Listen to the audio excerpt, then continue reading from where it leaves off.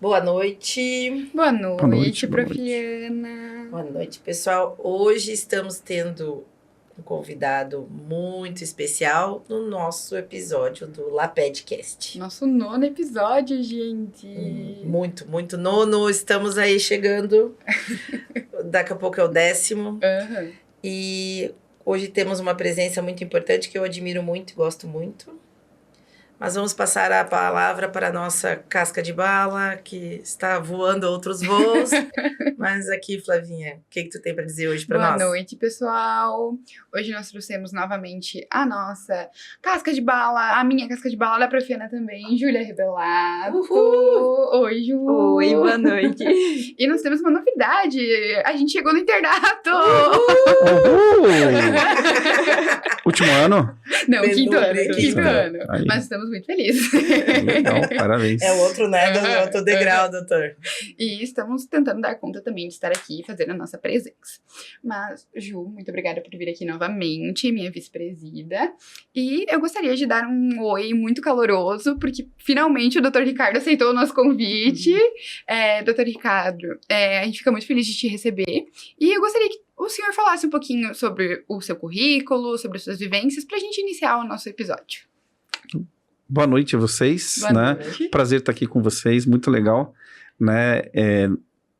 Na verdade, eu não vi antes por questão que a gente estava sempre com compromissos, né? Mas deu muito certo hoje, fiquei feliz. Né? De última hora é sempre melhor, né? Com certeza, com certeza. Então foi mais tranquilo, E né? nós somos persistentes, doutor. Nós não desistimos. Verdade, né? Não, a Ana falou, vamos lá. Eu falei, tá pronto, então vamos. Né? Não me preparei nada, porque a gente vem aqui para conversar e a gente conhece a Ana de muito tempo, né? E sabe do trabalho que ela faz e fico muito feliz de estar aqui com vocês, no nosso futuro da pediatria, né? Vocês duas aí que Seremos. vão ajudar a gente um dia a melhorar mais ainda Com certeza. o nosso Amém. serviço aqui em Chapecó. Certeza. Amém, Né? amém. Com certeza, né? Então, logo estaremos juntos também. Com certeza. Ah. E inspiradas em vocês. Então, bem-vindas ao internato, né? Obrigada. Né? Então, assim, a minha formação, eu sou de Curitiba, né? Minha formação toda foi feita lá. Desde a faculdade, eu fiz a Federal do Paraná, né? E terminei a faculdade e decidi fazer cirurgia geral, né? Então, na cirurgia geral, ainda ia escolher, eu já fui com o pensamento de fazer cirurgia pediátrica, Uhum. mas eu queria fazer a cirurgia geral antes porque era pré-requisito. Então, eu fiz a cirurgia geral no Hospital Nacional das Graças, em Curitiba, onde já tinha feito o internato, né? Um período de estágio que eu tinha feito lá. E depois passei para a cirurgia pediátrica e fiz no Pequeno Príncipe de Curitiba. Eu fiz mais 3 anos, então foram 5 anos de formação. No Pequeno Príncipe, a gente é ligado mais à parte de cirurgia geral e urologia. No meu tempo, a formação de fazer tudo junto. Então, eu fiz a formação das duas coisas juntas.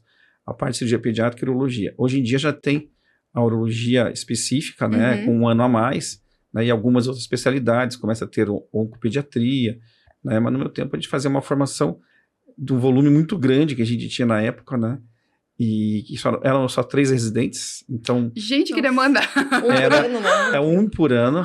Depois Meu que Deus. fizeram a nova lei, que o residente tinha que ter carga horária, a gente não tinha carga horária, a gente tinha que trabalhar, Aprender né? a amar. e era trabalhar, era na Uhum. marra mesmo, né, Uhum. e foi muito aprendizado que eu tive no Pequeno Príncipe, né, porque a gente tinha, todo dia eu estava lá, e o volume era muito grande, tinha muita cirurgia, de fazer às vezes 10 cirurgias no dia, né, eu lembro que Nem ia pra casa. quando eu fui fazer minha prova de título, que eu quis fazer também, eu lembro que fui contar quantas cirurgias eu tinha entrado em 5.000 cirurgias. Meu Deus. Dessas, muitas eu fiz, outras eu entrei, mas eram 5.000, nem eu acreditei. Gente! Mas nos 3 anos que eu estava lá, né? 2 anos e meio, assim, para fazer a prova de título. Então é muita coisa, a gente Que sai com uma know-how. formação muito boa, né? Daí eu terminei a minha formação, minha esposa era daqui e acabei vindo para Chapecó por uma questão da família dela, que ela queria morar junto. E gostei de vir para cá, Sorte a nossa! né? Gostei de Chapecó, uma cidade que eu aprendi a gostar, né? E minha família foi criada aqui, tenho meus filhos nascidos em Chapecó, então legal. acabei vindo para cá e foi muito bom, Que legal. né? Então, agora a gente está aqui já vai bastante tempo, mais de 20 anos, né? E adoro a cidade. Ai, né? que bom. Ficamos muito felizes. O senhor recebe acadêmicos também? Tem algum contato com a A gente graduação? A gente tem contato com a graduação no 6º ano. Os acadêmicos, né, passam Uhum. com a gente no estágio. É um estágio rapidinho, mas pelo menos para conhecer a cirurgia pediátrica. Claro, eles têm um contato. Né? Então, eles entram no centro cirúrgico conosco, a gente explica as cirurgias, conforme tem a cirurgia do dia, então muitos entram no campo conosco. Né? E isso é bom para o aprendizado, né? Com certeza. Porque é importante a cirurgia pediátrica, porque no dia a dia, você, no posto de saúde, vai encontrar esse tipo de paciente. Sim. Né? Tem muita gente formando hoje em dia para posto de saúde, para medicina da família. E a medicina da família, você tem que saber o que você vai fazer com o paciente, com uma criança, quando indicar, o que fazer, qual é o melhor momento de indicar a cirurgia, qual é o melhor momento de você fazer um tratamento clínico, né? Perfeito. Então, tem que sair com essa formação também, não só o pediatra, mas o médico da família tem que ter essa formação. Então, é importante passar conosco. Até para o dia a dia, né? Que tem muitos que você, pais e mães, que vão ter que saber o que vão fazer com os filhos, né? Com certeza, né? com Então, certeza. a cirurgia pediátrica não é cirurgia no total. Tem muita coisa que é clínica, tem muita coisa que a gente vai só acompanhar. Sim. Então, parece que a cirurgia está operando. Não, é bem o contrário. Muitos que a gente não vai operar, a gente vai orientar, tem muita orientação. Né? Orientação dos pais, orientação dos acadêmicos também. Né? Para eles poderem pegar o jeitinho de lidar com as crianças. Né? Claro. Né? E até desmistifica um pouquinho da área, né? Que às vezes os pais se assustam. Cirurgia pediátrica, vou estar levando meu filho para fazer uma cirurgia da urologia. Então, ter esse contato e o doutor falar que realmente é para nos preparar melhor, eu acho que amplia um pouco os horizontes das pessoas e dos nossos ouvintes que também estão ouvindo. A cirurgia em si, ela é muito, assim, você falar em cirurgia, todo mundo tem medo. Sim. Só que, graças a Deus, a cirurgia pediátrica é uma área que o nosso dia a dia é muito tranquilo. Né? A gente tem, a maioria das cirurgias são cirurgias pequenas, cirurgia de pequeno porte, ou cirurgias um pouco maiores, mas são todas cirurgias com risco muito baixo, né? E deixa a gente tranquilo. Os nossos riscos cirúrgicos são muito dos bebezinhos recém-nascidos, né? Porque eles têm malformações, às vezes malformações múltiplas. Importante. Mas o dia a dia da cirurgia pediátrica é bem tranquilo, né? Em relação ao centro cirúrgico, anestesia também, né? Então deixa a gente bem assim para poder explicar para os pais e deixar eles mais relaxados para a cirurgia. Eu acho que a principal função do cirurgião é a confiança, transmitir uma confiança para o paciente, né? Para que ele possa fazer a cirurgia falando assim, pelo menos eu estou tranquilo. Sim. Né? Eu confio em quem está fazendo. Né? A segurança é muito isso é importante, né? Você ter uma tranquilidade com quem você está levando para cuidar do teu filho, né? Principalmente falando em crianças, né? E uma outra coisa, eu acho que é importante para a gente na cirurgia pediátrica. A gente não está ali para operar, como profissional, eu não estou ali para fazer cirurgia, eu estou ali para orientar os pais. Né? Então, às vezes tem muitos pacientes que chegam lá, eu vim aqui para operar tal, já chego com o diagnóstico, a cirurgia, você vai olhar, mas não tem indicação. E você simplesmente tem que convencer a família que não tem indicação. Né? Por que não fazer e por que aguardar, ou por que não vai se resolver isso dessa maneira. Né? Então, eu acho que o principal do cirurgião é você saber o momento certo de operar e por que operar. A família tem que estar sabendo disso também, né? Então, eu acho que é importante na cirurgia o paciente saber o que vai acontecer e o que esperar depois da cirurgia, né? Então, a gente conversa bastante sobre pós-operatório, o que vai acontecer depois, né? Eles ficam preocupados, mas como é que o meu filho não vai poder se mexer? Não, ele vai se mexer, a gente libera para tudo. Né? Normalmente eles vão sair se mexendo e pulando, né? A criança não tem como. Né? Pós-operatório, quanto mais cedo em casa, melhor. Então, basicamente, o pós-operatório da cirurgia do dia a dia é feito em casa. Né? Acordou bem, vai para casa e vão brincar, né? Não tem recuperação melhor. A recuperação, as mães falam que eles se recuperam muito tranquilo porque eles estão em casa. Né? Então, o dia a dia, se vocês que lidam com um pouquinho de criança, vocês veem, né? Criança no hospital, uma criança que tá ali, não pode se mexer tanto, tá com soro, tá num ambiente que não é dela, né? A criança indo para casa, ela tá num ambiente adequado. Então, o pós-operatório se torna muito tranquilo. Né? E a gente vê que as crianças, é muito interessante criança operar elas, né? Que a gente sabe quando elas estão com dor. Né? É verdadeiro. O adulto, ele tem assim, ele fez a cirurgia, ele anda uns dias que não se mexe quase. Parece que tá doendo e nem tá. Né? A criança, ela é diferente. A criança estando em casa brincando, ela tá feliz, ela não tá nem aí com a cirurgia. Eles não param quieto. Quando eles têm alguma dor, eles vão falar para a mãe, ela tá doendo, daí eles falam. Então você sabe quando ela tem. Né? Lógico, tem crianças que não querem que examine, que manipule elas, porque elas têm medo, né? Mas em casa, é fácil você saber que elas estão bem, né? Então é muito tranquilo de cuidar. Vocês vão fazer pediatria, vocês vão ver isso. A criança é muito autêntica, né? Verdadeira, até nisso, até no exame físico, até na noção da dor. Às vezes elas estão chorando, você sabe que ela está sem dor. Sim. É aquele choro de medo, sabe? Que nessa fase de criança, principalmente pequenininha, de 2, 3 anos, eles têm muito medo, porque eles tomaram muita vacina. Vão na pediatra lá e a pediatra dá-lhe vacina, né? É a primeira coisa Daí, que olha falam. só, vamos lá, elas perguntam se vai tomar vacina. Às vezes no consultório não tem vacina, não tem nem agulha. É bem comum a pergunta. E eu não vim pra gosto de tomar agulha vacina. também, sabe?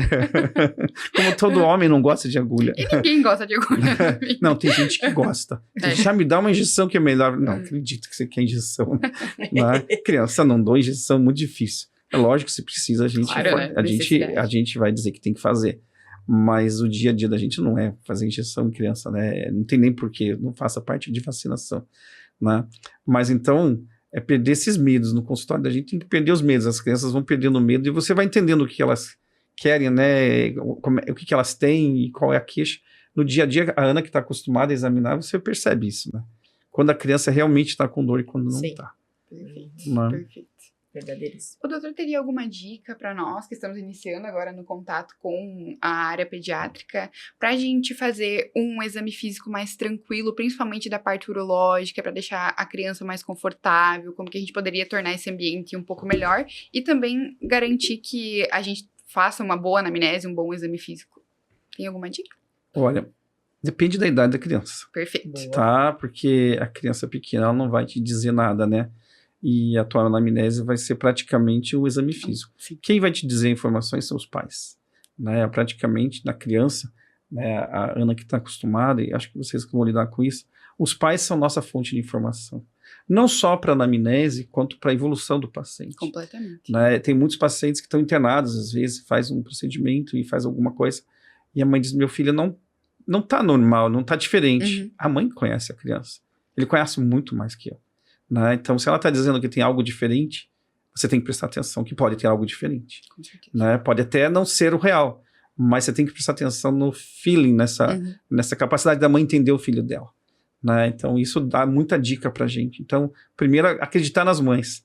Né? Elas vão te dar a dica do que está acontecendo, tá?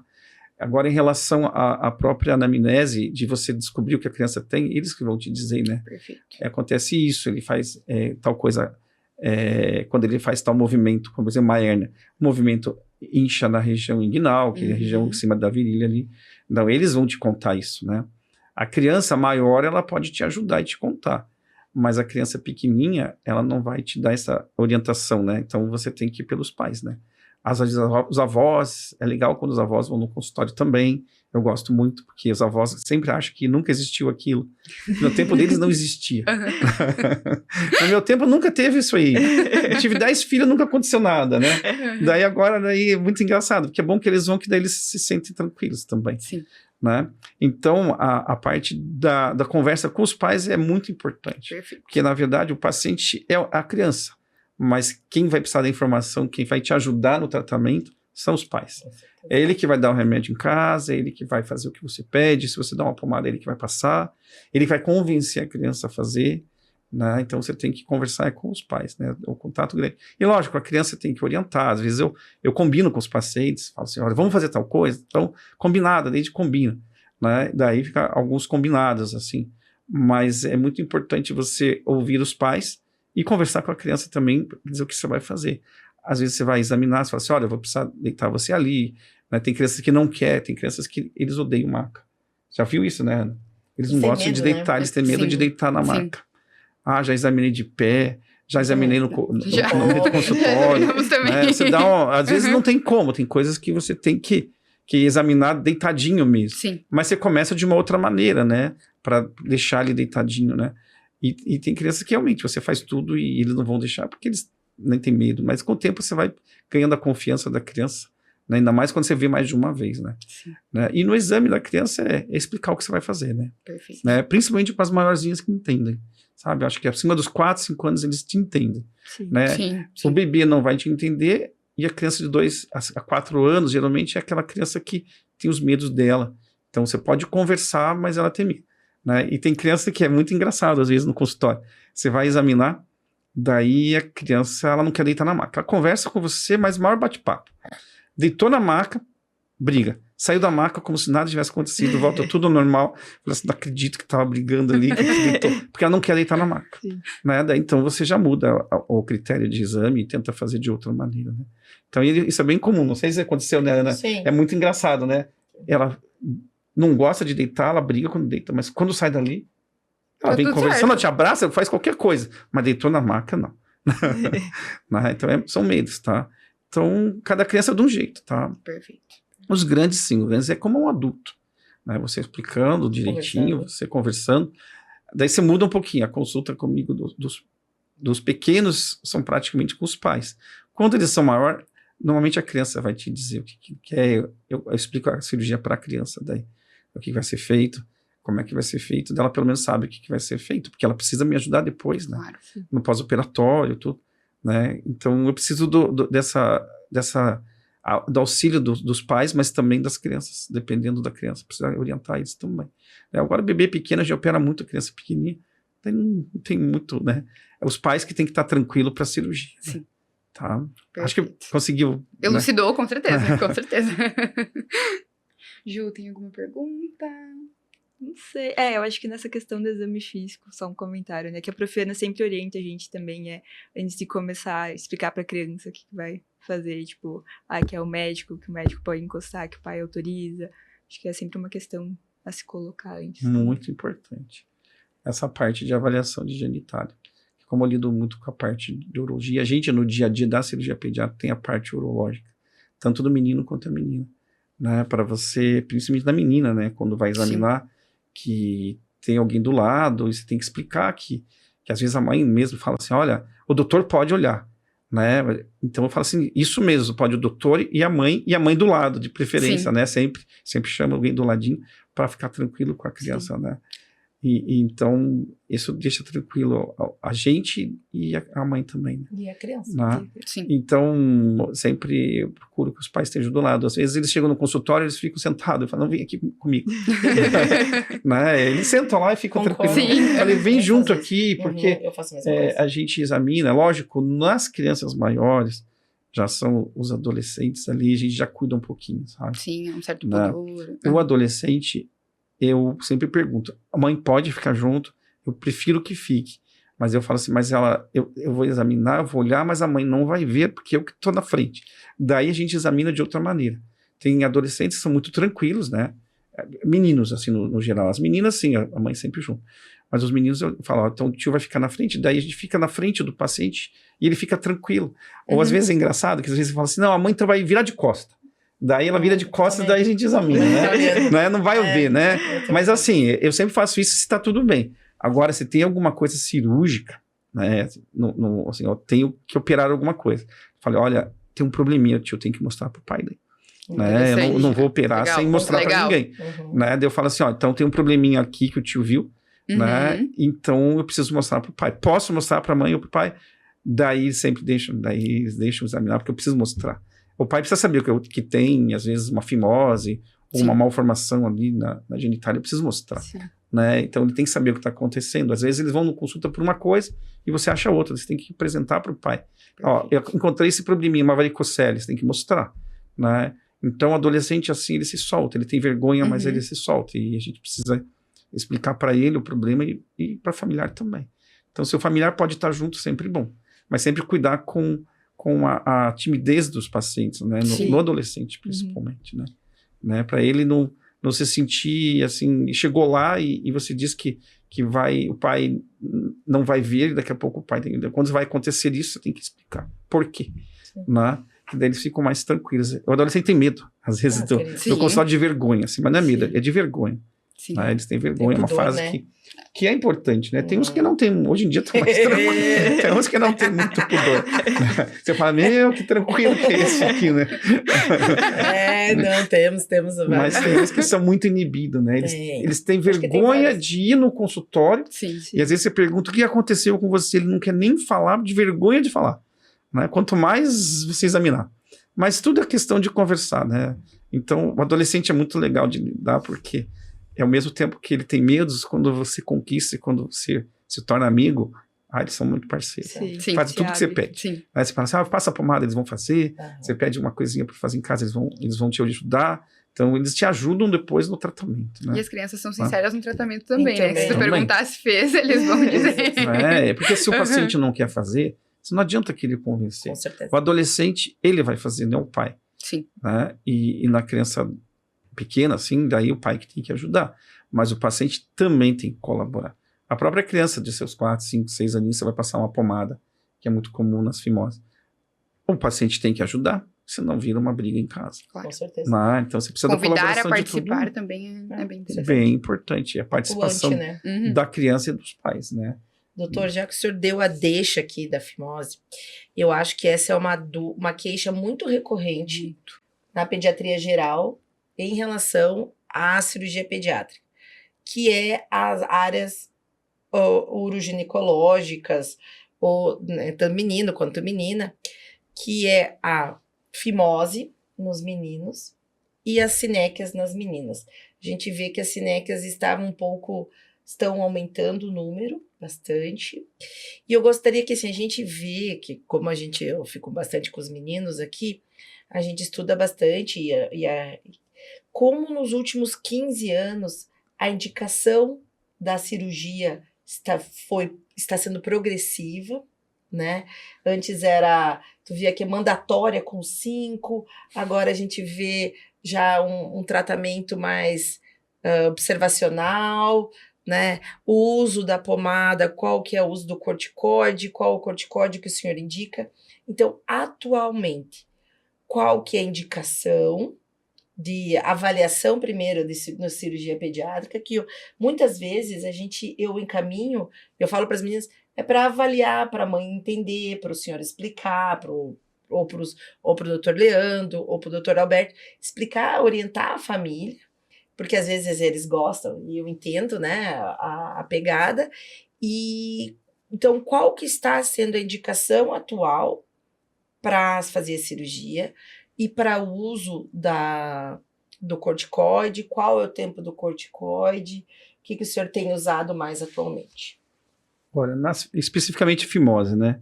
Que é muito comum e é uma queixa frequente de consultório, né? Muito. É bastante frequente e os pais se preocupam com isso, principalmente as mães.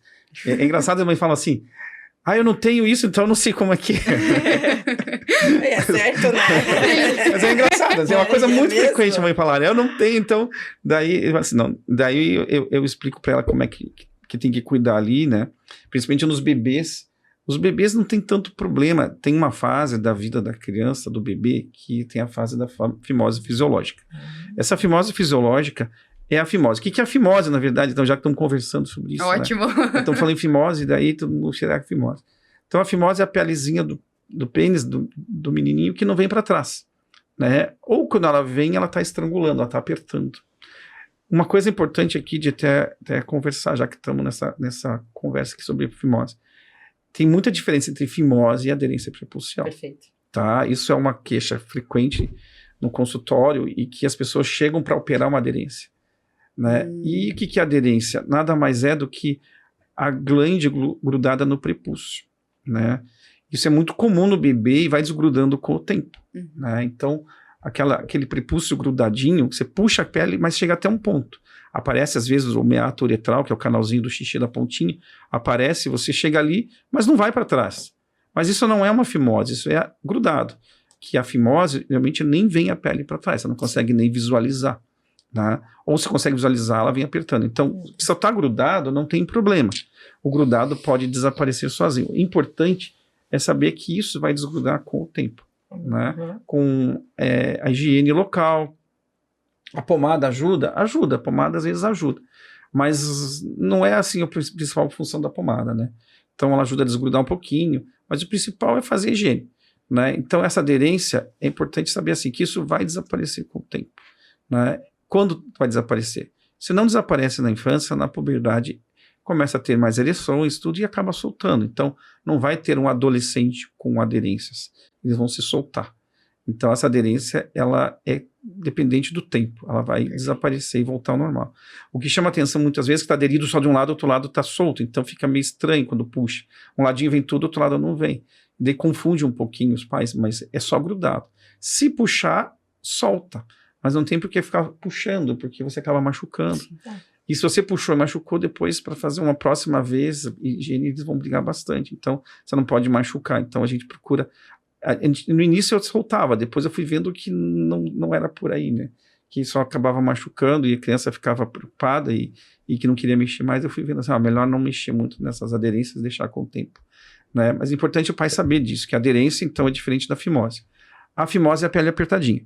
Ou quando você puxa, ela nem vem, você tenta puxar, ela está tão apertada que ela não vem para trás, né? Então, aquele prepúcio, aquela pele que cobre a glande, ela não consegue vir para trás.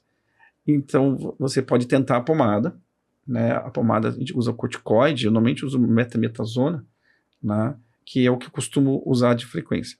Umas 2 vezes ao dia, uns 60 dias, ver se faz um bom efeito. Mas não é só passar a pomada na pontinha, você tem que tracionar um pouquinho para trás para a pomada agir aonde tem a estenose ali. Você começa, puxa um pouquinho, sempre puxando um pouquinho, com uma maneira que não doa para a criança. No consultório, procuro sempre a primeira vez puxar um pouco mais para a gente conseguir agir a pomada, né? Eu explico para ele que aquela vez pode incomodar um pouquinho, mas depois vai melhorando em casa, né? Então a gente procura passar a pomada e até que idade? Qualquer idade passa a pomada desde que esteja uma fimose, né? Então a fimose pode ser esse anel apertado ou quando retrai ou nem vem para trás a pelezinha, né? E a gente passa a pomadinha 2 meses e vê o resultado depois, se funciona bem, se vem para trás. Daqui a pouco, em 2 meses, a pele vem, tá tranquilo, você não precisa fazer nada. Agora tem a parte que ele só aperta. Você consegue puxar, mas ele aperta, ou faz um estrangulamento, um anelzinho embaixo. Isso aí é bom por um lado, porque você pelo menos está conseguindo fazer higiene, tá? E ajuda bastante, que daí evita post-it. Mas ao mesmo tempo, né, ele é um anelzinho que vai incomodar no futuro, então tem que ver o grau do anel. Então também, em relação à indicação, a gente sempre tinha indicação precoce, assim, com 4 aninhos. Só que com o tempo você vai vendo que as crianças não estão preparadas para cirurgia, às vezes dependendo da idade, né? A cirurgia depende muito de higiene pós-operatória, depende do cuidado, é diferente de uma cirurgia de uma hérnia. Você operou, fez a cirurgia, o paciente não precisa fazer nada, né? Tirou só o curativo de uma semana depois, acabou, não tem que fazer mais nada. Isso nas criptorquidias, dos cistículos, a maioria das cirurgias não faz nada. Agora a fimose depende do paciente. Depende de uma higiene, todo dia vai ter que lavar, todo dia vai ter que limpar, então eu preciso de uma colaboração. Então tem que ter uma idade de compreensão também. Já não foi 1 ou 2 vezes em consultório que vem crianças grandes, já com 10, 11 anos, eles não querem nem que encosta, porque um dia puxou, machucou e alguém puxou com força e não quer que mexe. Então nem essas crianças de 10 anos você vai indicar a cirurgia. Às vezes você vai, espera um momento melhor. Às vezes a criança tem muito medo.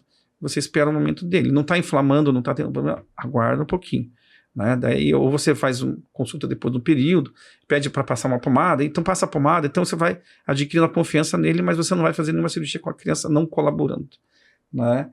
Então a gente tem que ter esse cuidado, né, de colaboração. Isso hoje em dia tem muita criança com autismo também. Essas crianças com autismo a gente opera um pouco mais tarde, porque precisa da entendimento, né, deles, né? Eles têm que entender que eles vão ter que lavar, então a gente deixa um pouquinho mais tarde, que é um pós-operatório um pouquinho mais cuidadoso no paciente com autismo, né? Porque eles não gostam que encosta, não gostam que mexe, tem alguns que têm pânico de se encostar, então imagina fazer uma cirurgia e ter que manipular ali no local. E tem uma incidência alta, assim, de fimose em autistas? Ou é a mesma incidência da população, né? Perfeito. Tem vários pacientes com fimose, né? E muitos deles nem têm a fimose, é porque não deixa nem puxar. Sim. Que a mãe nem consegue. Chega ali e vai olhar, não tem nem a fimose. Ao toque, né? Eles têm medo do toque. Então a gente tem esse cuidado, né? Então a indicação geralmente eu faço acima dos 5. Mas depende do paciente, né? Como eu falei, tem pacientes com 10 anos e vai olhar e não vou indicar, né? Mesmo que tenha fimose, fala assim, não, ele não está preparado ainda para fazer o pós.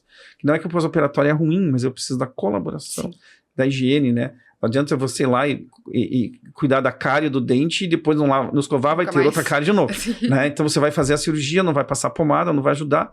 Então o paciente precisa colaborar com a gente, então às vezes deixa um pouquinho mais tarde, né? Então tem pacientes, às vezes tem uma fimose leve que está vindo, você não deixa, esperamos mais tarde, não tem problema. Eu não tenho essa urgência, como eu falei no consultório da gente, no meu consultório pelo menos, eu não estou lá para fazer cirurgia. Estou ali para ver o melhor momento do paciente e a melhor indicação. Porque quando você indica no momento errado, você fala, puxa, agora está dando muito trabalho, tanto para os pais quanto para a gente, né? Então você tem que ter um momento adequado, né? Então isso é importante, você ter esse feeling, né, de saber o momento adequado da criança. né? E muita conversa também, sabe? No pós-operatório, olha, você no pós-operatório, daí você vai puxar, vai passar pomada, você vai explicar a primeira, a segunda vez pode incomodar, depois daqui um dia já tá tudo bem. Então você tem que ter essa orientação para eles. Principalmente a gente, na cirurgia pediátrica, que costuma deixar a pelezinha cobrindo ainda, né? Sim. Que dentro da fase de adulto, geralmente você faz a circuncisão, e a gente procura não fazer. Então, a gente deixando a pele, eu preciso de um cuidado maior aí. Que as mães pedem, eu lembro que na minha residência, as mães pediam, aquela pelezinha, quando eu tinha um professor que tirava tudo. E não tem mais, eu falei assim, olha, tirado, agora não tem, né? Mas não tem problema se tira tudo, é normal, e 1/3 da população mundial não tem a pele, então é normal, não tem problema nenhum. Eles falam 1/3, você não vê 1/3 da população brasileira, mas se pensar que os muçulmanos, eles fazem isso de rotina, e judeus, e os americanos também. Também, americano é rotineiro, né? O americano, eles fazem muito precoce, fazem com 1, 2 aninhos de idade, né? Estão nas fraldas ainda.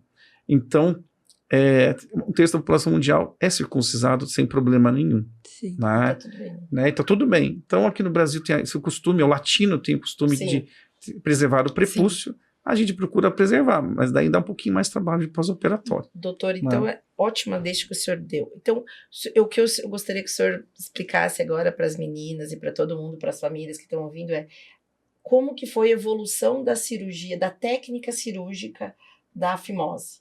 Então, eu não estou muito tempo assim, mais ou menos, na pediatria, não vamos falar, fiquem off.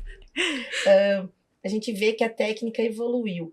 E qual que o senhor pode nos descrever essa evolução da técnica e a atual qual que é hoje? Não temos uma técnica precisa para todo mundo, tá? Certo, boa. Então, assim, cada caso é um caso, tá? Você tem que diferenciar. Tem casos que você vai fazer uma circuncisão, porque o caso é mais complexo e tem crianças que têm estenoses muito grandes e você não tem pele suficiente, isso você vai fazer uma circuncisão, né? Ou os pacientes, se você de repente tem um paciente que tem uma pele um pouquinho fechada, você pode fazer uma técnica que só abre posteriormente, só faz uma incisão pequena e resolve. E outros que você vai tirar só o que precisa da pele, né? Você vai tirar aquela parte onde está fechada, preservando o resto da pele. Na evolução, realmente evolui essa parte da preservação da pele, tá? Que antigamente fazia circuncisão para todo mundo. Sim. Daí foi se preservando. Na minha residência, a gente já tinha alguns que tiravam toda a pele, outros que preservavam a pele, né? E a gente escolhe o que a gente acha melhor. Eu gostei mais de preservar, porque eu vi, assim, que é um gosto pessoal dos pais, né? As mães preferem, as crianças preferem, eles acham que fica diferente perante os amigos. Então, a gente procura. Né? Mas já tive pacientes também que vêm, muçulmanos, ou alguns pais, vim para fazer circuncisão, porque tá tudo bem, e eu acho que fica melhor, e realmente fica muito bom também. Então, depende muito do profissional, né? A gente procura deixar a pele cobrindo a glande, né? Pelo menos o melhor possível ali, porque você daí tem um paciente que aceita melhor a cirurgia, né? E isso tanto para os pais quanto para a criança. Tá? Doutor, e a técnica em V, ela é bem aceita, né? Fazer o Vzinho, que essa é a posterior? Sim. Você só vai fazer uma incisão e fazer, não é bem um V, mas você faz só um slit dorsal, né? Mas você tem que ter daí eu particularmente acho que vale só para os prepúcios que tem uma estenose curta.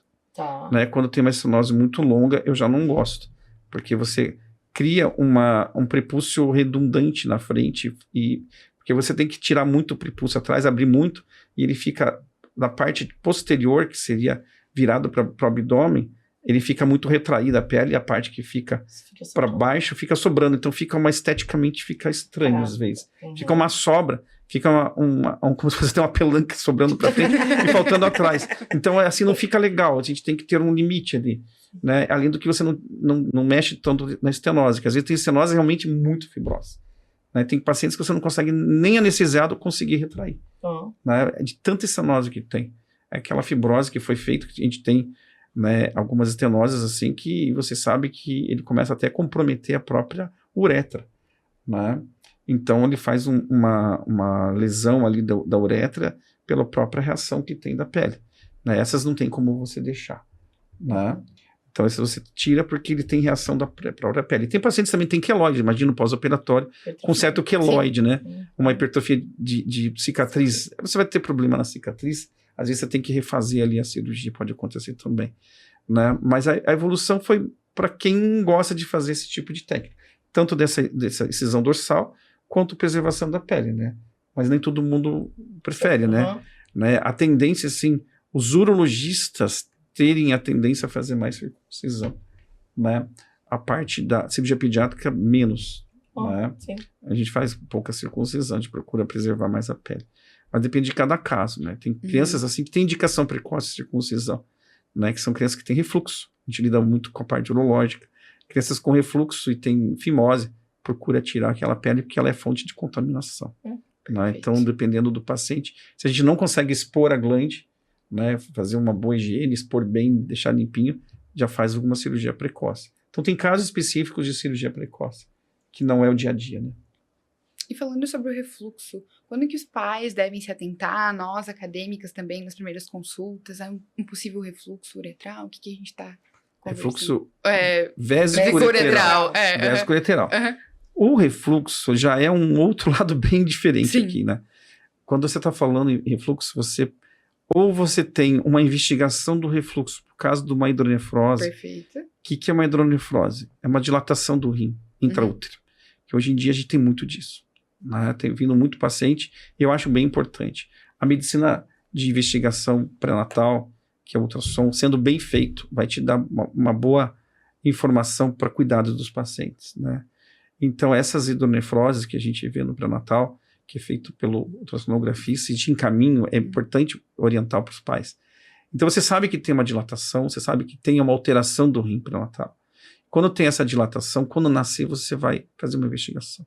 Né? Intraútero não dá para se investigar, a não ser que seja uma válvula de atrito posterior, que é uma coisa rara, que você tem que resolver, geralmente, intraútero, você tem que acompanhar muito de perto para não trazer problemas, né? Senão a criança vai nascer, quando nascer você vai investigar e daí você vai ver o refluxo.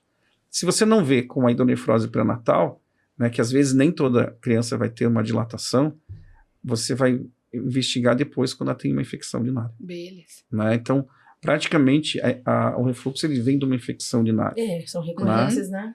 Então, infecções, assim, a gente procura de rotina. É importante de conversar aqui. Primeiro ano de vida, uma infecção urinária,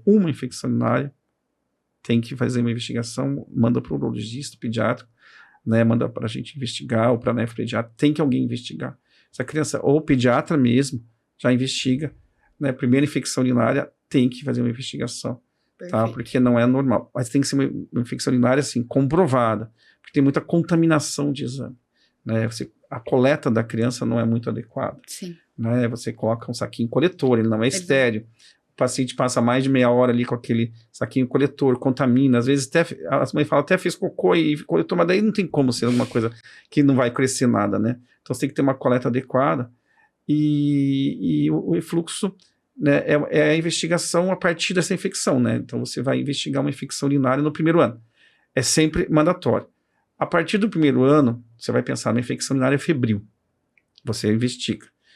É uma infecção primeira, já criança grande, né, a criança já consegue falar que tem dor, tudo é mais tranquilo, né, então você pode, às vezes, passar a primeira infecção se não foi febril, se o ultrassom está normal, né, agora, o ultrassom alterado com dilatação, que a gente falou, que é essa hidronefrose, que é a dilatação do rim, sempre investigar também, né, para você não deixar passar um refluxo, e hoje o refluxo dá para você tratar de várias maneiras também, né, a maioria não é cirúrgico, né, a maioria é clínico, é um refluxo de tratamento do dia a dia, com medicamento, né? Às vezes o antibiótico, você não vai tratar o refluxo, você vai evitar infecções urinárias do refluxo. Então, no primeiro ano de vida é fundamental que as maiores lesões nas crianças que têm infecção urinária é no primeiro ano de vida. Então, no primeiro ano de vida você tem que estar protegido. A partir do primeiro ano, diminui as infecções, depois tem uma coisa, chega 2, 3 anos, eles já falam, tá doendo para fazer xixi. Ali você não tem, a criança não vai te dizer. Né? Então, você tem que estar protegendo ela e protegendo as lesões do rim.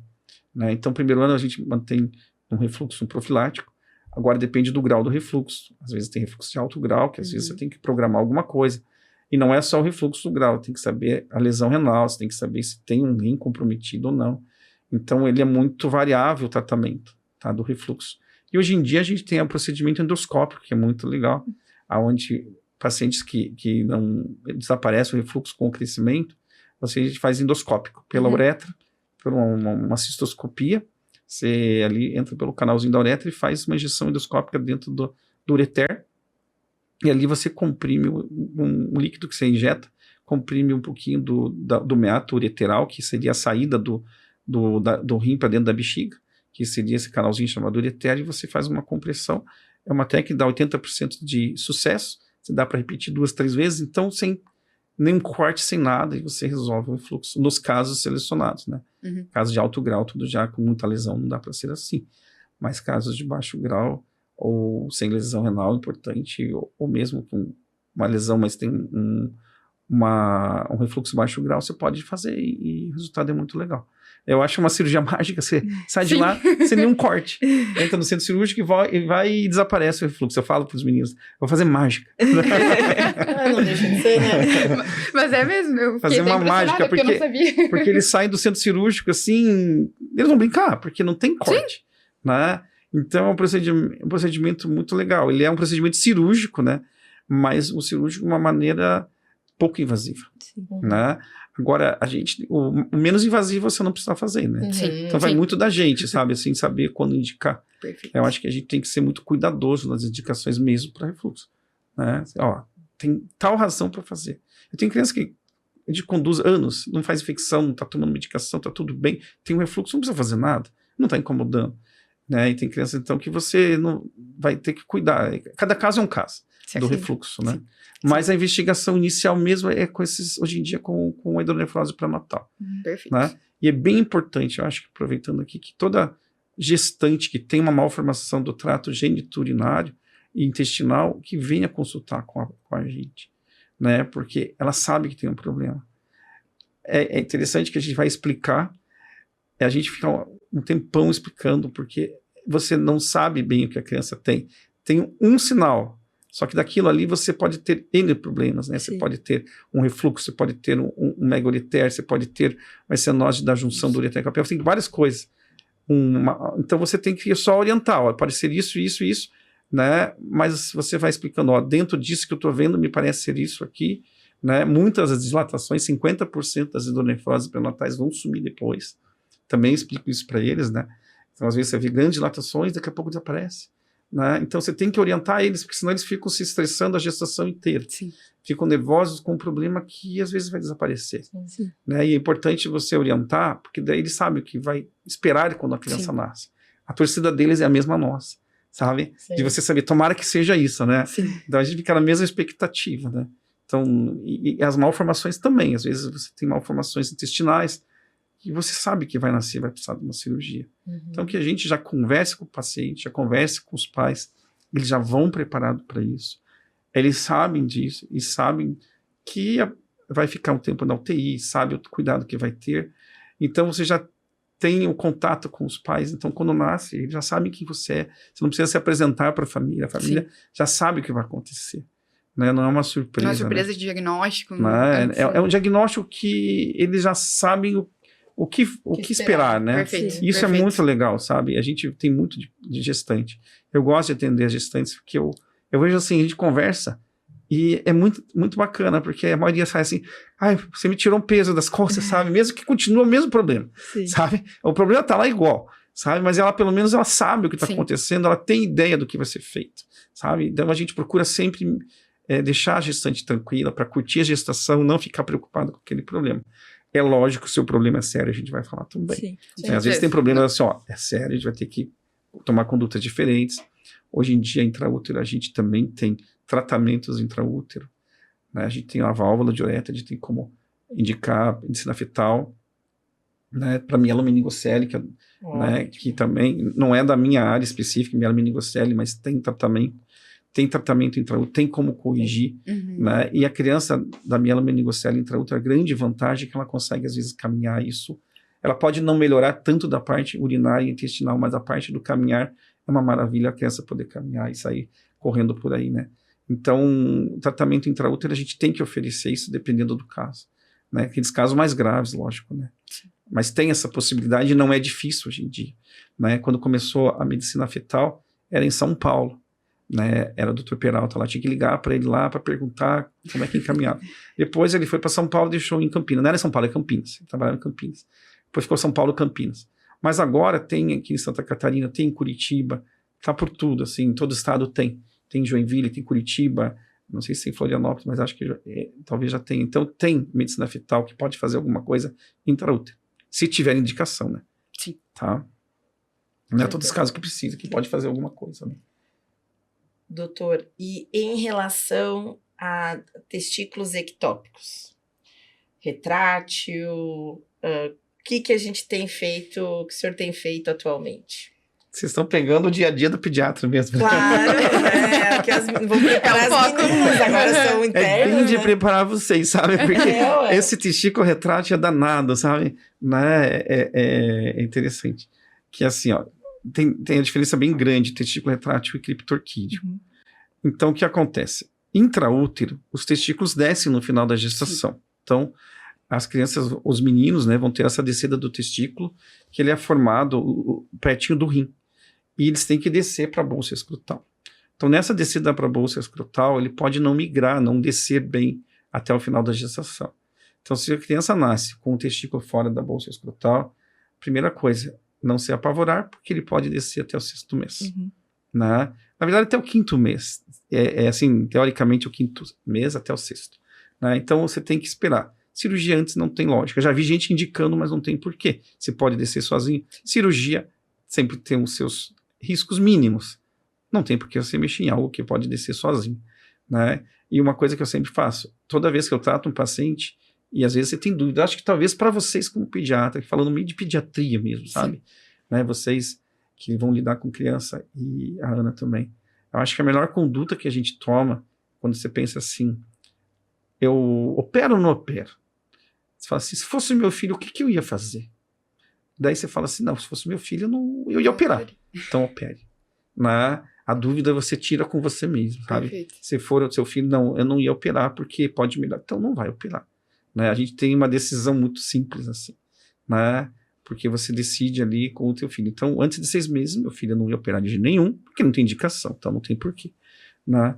Então, essa conduta de você pensar no teu filho, na tua família, no teu irmão, que vocês são novinhas, né? Sim. Pensar nisso, tá? Pro teu filho ou pro teu familiar, o que você faria? Né? E isso acontece até com gente que opera, às vezes tem médicos que operam crianças, né? Sim. Por aí, que não são nem da área, né? Mas eles não vão operar o filho deles, eles vão operar o filho dos outros.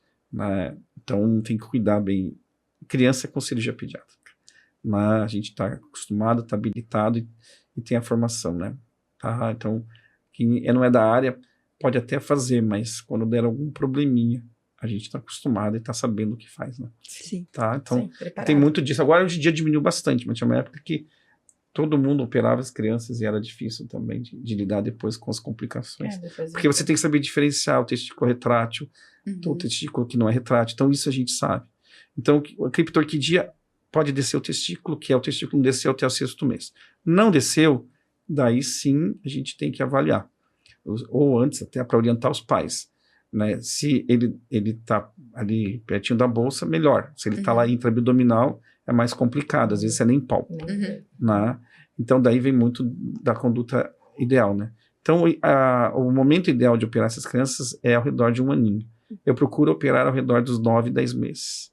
Né? Que a criança já está maiorzinha, né? Ela já tem geralmente seus 8 ou 9 quilos. É um pós-operatório tranquilo. Né? Você está pegando a faixa etária boa ainda, que a gente procura hoje operar ao redor de 1 ano. 2 anos a gente já não tem essa conduta. Antigamente era 7 anos, depois foi para 5, foi para 3, foi para 2, agora é 1. Né? Então a gente não tem por que ficar esperando, porque ele é tempo dependente. Quanto mais tempo fica o testículo intraabdominal ou na região inguinal, maiores são as chances estatísticas e comprovadas de lesão do testículo, mesmo que seja de um lado só. Sim. E vai repercutir isso na infertilidade futura. Sim. A lesão não é para a produção de hormônio, mas é para a fertilidade. Né? Porque o testículo produz hormônio e produz espermatozoide. Então, para a parte do espermatozoide, ele pode lesar e ter problema de fertilidade. Por que não fazer cedo? Por que não operar no momento certo? Por que deixar para depois? Tem mãe que tem medo. Ai, meu filho é muito pequenininho, fazer a cirurgia. Mas você tem um problema, né? Tem que corrigir. Porque depois, quando for grande, por que não fez antes? Né? A gente, justamente na cirurgia pediátrica, é para minimizar os problemas futuros. Né? E aí tem que estar acostumado. Né? O dia a dia da anestesia, da cirurgia, mudou muito. Né? Então, qualquer idade, as hérnias indica-se quando tem hérnia de bebês recém-nascidos, prematuros, a gente tem que operar. Lógico, tem uns cuidados diferentes, mas a cirurgia vai tranquila igual. né, tomando os devidos cuidados, principalmente da prematuridade, tem problema da respiração, né, a gente às vezes deixa na UTI no pós-operatório por um cuidado, fica tudo bem e resolve-se o problema.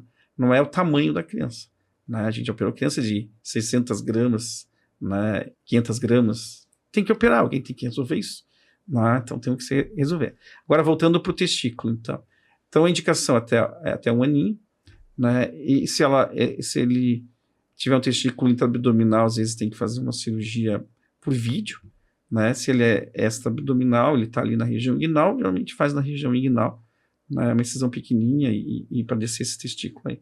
O retrátil já é diferente. O retrátil é um testículo que você consegue levar na bolsa, ele vai na bolsa, mas quando a criança, por alguma razão, ela está com frio, está com medo, ela vai puxar esse testículo para cima. Porque existe um músculo chamado músculo cremaster que movimenta esse testículo. Ele leva para a bolsa, ele puxa da bolsa. Então, ele tem esse movimento de puxar e mandar para a bolsa, né? Então, o que acontece? Se você vai fazer... o nosso maior problema é o ultrassom. Então tem testículo, eu vou fazer um ultrassom. É óbvio que na hora do ultrassom vai estar frio, vai estar gelado, a criança vai estar com medo e vai estar lá para cima. Daí é um problema para nós, que a gente tem que explicar para a mãe que aquele ultrassom está errado. Sim. Não que esteja errado, mas naquele momento o testículo estava para cima, mas ele não é um testículo que está criptorquídeo, que está para cima, na verdade é o testículo que está na bolsa. Ele apenas subiu na hora do exame, né? Então você tem que explicar por que a gente não vai fazer a cirurgia.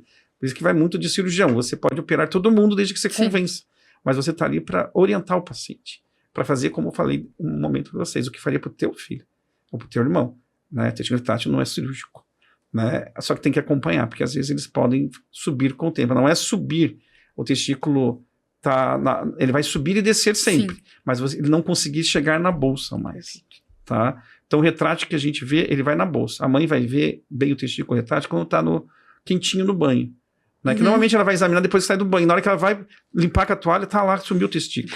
Mas a criança está morrendo de frio também, né? Então é a hora que está gelado. E vocês sabem também, a gente sai da praia ali, sai arrepiado, tudo de frio, né?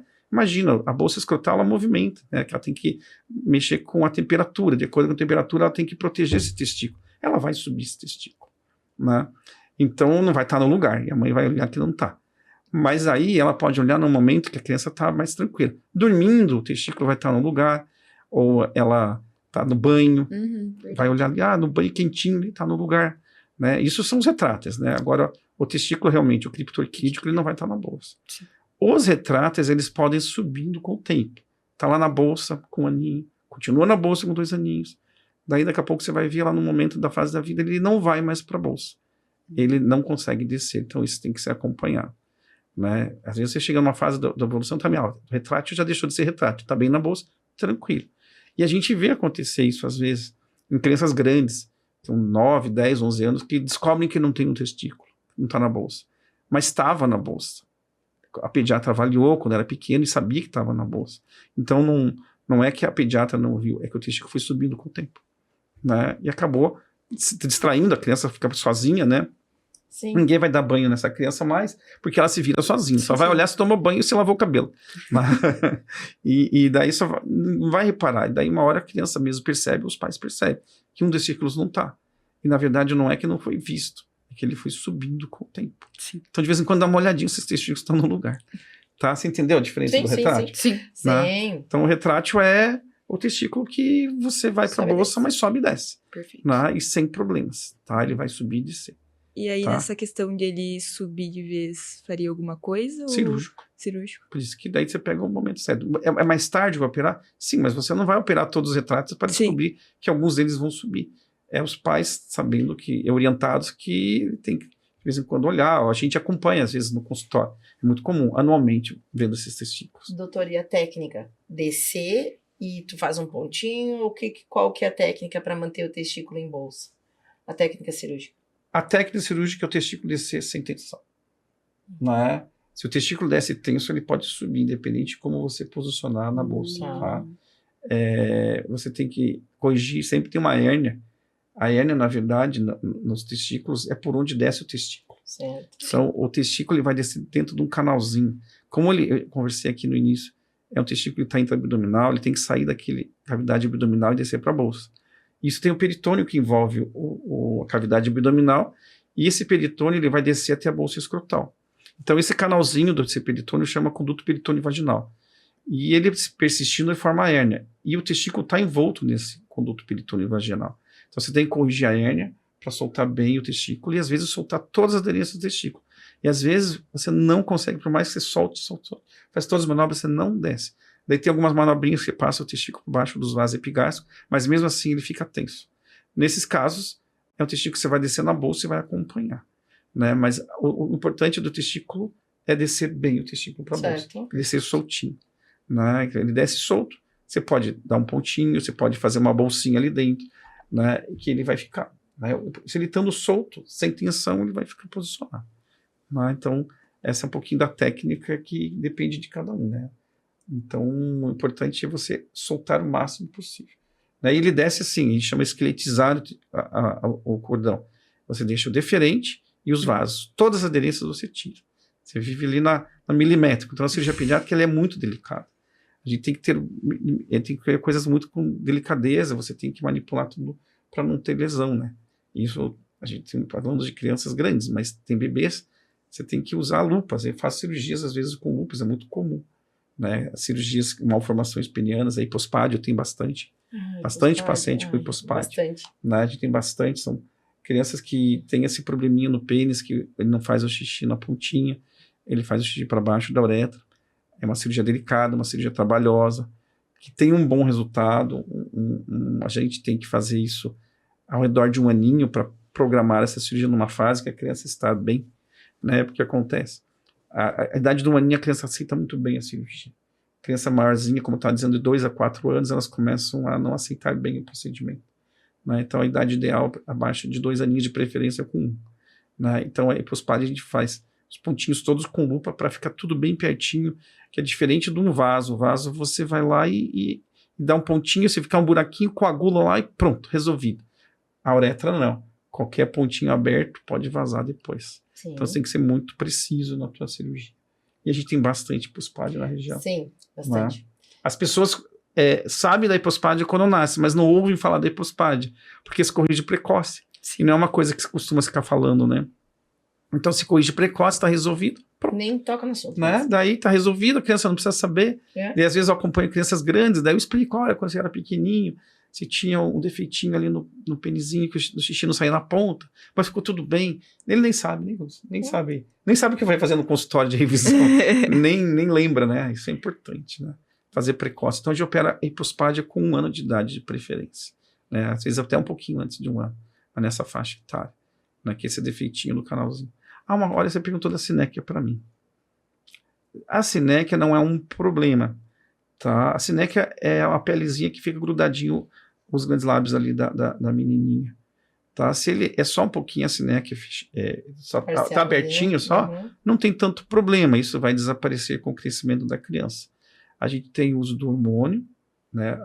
Uma pomadinha tópica que usa por um período curto, porque senão começa a virilizar ali, começa a criar pelinhos. Né? Então, a gente usa um período máximo de 1 mês. Né? Senão, depois a gente, dependendo se está muito fechada, totalmente fechada, também tem dificuldade de urinar, dificuldade de sair ali a urina. Às vezes você solta, é um procedimento bem tranquilo. Só liberar, não é cortado nada, é só liberação. Né? É bem tranquilo o procedimento. Só que às vezes pode voltar, é uma coisinha meio um pouquinho chata de cuidar. Daí volta, daí você tem que soltar de novo. Né? Às vezes é melhor também saber que com o crescimento da criança você vai sumir. Porque chega na fase da puberdade, vai chegar os hormônios femininos. Sim. E eles vão mesmo liberar. Como na menina os hormônios liberam as aderências, no menino também libera as aderências da glândula conforme chega na fase da puberdade. Então isso se resolve com o tempo. Então, cada caso é um caso das sinéquias, né? Tá? Então tem que pensar, mas dependendo se é totalmente fechado, você tem que liberar um pouquinho. É muito controverso, sabe? Tem gente que não mexe. Tem casos de medicina, vocês sabem, tem coisas assim, tem gente que faz alguma coisa e não faz nada. É controverso, né? Mas eu acho que está totalmente fechada, não consegue nem fazer higiene, não consegue nem sair secreção. Então você tem que liberar um pouco ali para permitir que drene bem a cavidade vaginal ali. Tá? E, né, você tem que deixar isso liberado. Né? Eu vejo dessa maneira, né? Mas tem gente que nem mexe, né? Sabendo que isso vai resolver no futuro. Né? Mas pode incomodar ainda na infância, né? De facilitar a infecção local, tudo. Então, você sempre avaliar se precisa poder, pelo menos, passar uma pomada tópica. Né? Mas tem que ser muito bem cuidada a pomada, tá? Vocês são... Bem. Sim. período curto e pronto, não deu certo, não deu certo. Mas você pode até tentar de novo, mas tem que saber bem o que está fazendo para não criar pelificação. Sim, perfeito. Tá. Eu voltei, porque eu tinha esquecido. Não, assim, tá né? ótimo. Agora que voltou a ideia. Que tinha Sensacional. passou em branco a Passenec. Não, super. E fugindo um pouquinho desse tema, o Dr. Cristiano Vendrame pediu para eu fazer uma pergunta para o senhor sobre a puberdade, principalmente nos meninos. Como que o doutor acha que a gente deve abordar o autoconhecimento, os primeiros toques, para os pais, como que eles podem conversar com os filhos, talvez levar em uma consulta com o urologista? O que o senhor indicaria? Olha, de momento, assim, depende de cada paciente. Perfeito. Eu acho que não tem tem crianças que são muito tranquilas. Sim. Você vai conversar abertamente. Tem crianças que não são fáceis de conversar e o pai tem que adquirir essa liberdade. Né? Eu acho que é muito importante a conversa em casa. Chegando um momento, isso é fundamental, na verdade, que os pais tenham essa abertura. Né? É muito. Porque senão você não vai conversar com o teu próprio filho sobre um problema que ninguém conversou com você. Sim. E você olhando para o teu filho e falando, mas meu pai não falou comigo, por que eu não vou falar? Então você tem que conversar. Tem que conversar com a criança em casa. É legal no consultório, a gente também vê muito adolescente, para a gente conversar, a gente trocar uma ideia. Mas eu gosto daí, quando é adolescente e menino, eu gosto que o pai vai junto. Que eu adoro pegar o pai e falar, agora eu vou conversar e o resto é com você em casa. Né? Isso aí. Porque eu sempre falo assim, olha, a gente conversa, mas o pai vai explicar para você também, para ter esse vínculo pai e filho. Sim. Né? Eu acho muito importante o menino se identificar com o pai nessa fase. Né? E o pai ser parceiro também, de explicar, dele poder pelo menos confiar no pai. Né? E o pai, às vezes, ele tem inibição de falar com o filho sobre essas coisas. Se eu não posso falar com meu pai, eu posso falar com quem? Mas o pai às vezes acha que tá tudo bem, que as crianças sabem tudo na escola, né? E daqui a pouco não. Daqui a pouco a gente vai no consultório e esse contato da gente com o pai e com o filho é legal. Sim. Né? A mãe até pode ir, mas já não é uma consulta tão legal. Porque a mãe, ela tem coisas que ela não conhece, né? Sim. E quando o menino, tá certo, que dependendo das casas, assim, quem vai ser sempre a confidente vai ser a mãe. Sim. Mas eu procuro que o pai seja mais próximo, né? E um momento de proximidade também. Né? Então, eu vejo bem importante. Tá? Que o pai vai junto para a gente conversar sobre isso, primeira orientação, né? E eu acho que os pais têm que fazer isso em casa também, não é só a gente em consultório, né? Mas vai depender muito da criança, tem crianças que são inibidas, então você tem que ter um cuidado, né? Mas você tem que explicar, tem que fazer isso. Sim. E muitas vezes é um tabu também, né? Algumas famílias. E às vezes a gente foca muito nas meninas, na questão ginecológica, possíveis gravidezes, e esquece dos meninos que também precisam dessa orientação. Só que o que o doutor coloca é muito importante. Eu também acho que é a filosofia da família ser colocada em prática. Não terceirizar. Né? Não, e assim, chama o pai, ajuda, cria o vínculo dos dois meninos, né? E a nossa família pensa desse jeito, né? Então, o pai tentar explicar esse olhar, né? Eu acho muito importante também. É que, como a gente conversou lá no início, a mãe fala, eu não tenho isso. Né? O pai entende mais. Sim, sabe? de pichucos. Né? Entende de pichucos. Entende mais, já passou por essa. Claro, a gente passou por essa dúvidas. fase. Eu lembro da minha puberdade como você lembra da de vocês. Primeira menstruação, vocês não vão esquecer. Né? E assim a gente lembra, então a gente sabe o que aconteceu. E a gente pode ajudar nisso porque a gente já vivenciou isso. Sim. Né? Então, é importante essa relação do pai com o filho, né? Para criar esses vínculos. Eu acho muito interessante. Eu já tive muitos casos assim, de consultório onde você vê o vínculo de pai e filho, assim, de você fazer o vínculo entre eles. Que legal. Sem querer. Sabe, assim, você vai ali e fala assim, não, mas esse pai ele não tá pegando bem, o filho tá com vergonha do pai, né? De meninos assim que a criança não quer que o pai esteja junto.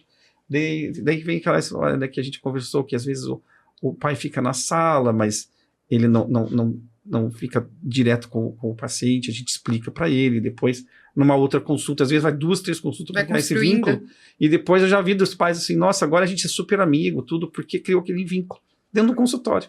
Sem querer, legal, assim, a gente consegue fazer isso, sabe? Mas a gente tem que sentir a família. Sim. Você tem que sentir o que está acontecendo ali, sabe? Né? O paciente vai te dizer, o pai vai te dizer. E quando você sente isso, você tenta...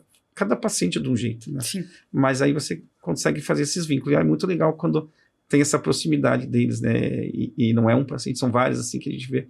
Que a gente sabe, eu consigo lembrar muitos deles, assim, falar, olha que bacana. Que a gente consegue fazer esse vínculo familiar, né? Do pai com o filho. Sensacional. Sensacional. Doutor, está sendo um prazer, inenarrável tê-lo aqui com a gente. E a conversa é assim que a gente gosta, que flua, que seja tranquila.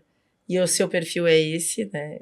De muito conhecimento, mas ao mesmo tempo de muita iluminação e uma visão do paciente como um todo, da família como um todo. Eu admiro muito isso no senhor, que como pediatra a gente trata todo, né? Uma dinâmica familiar.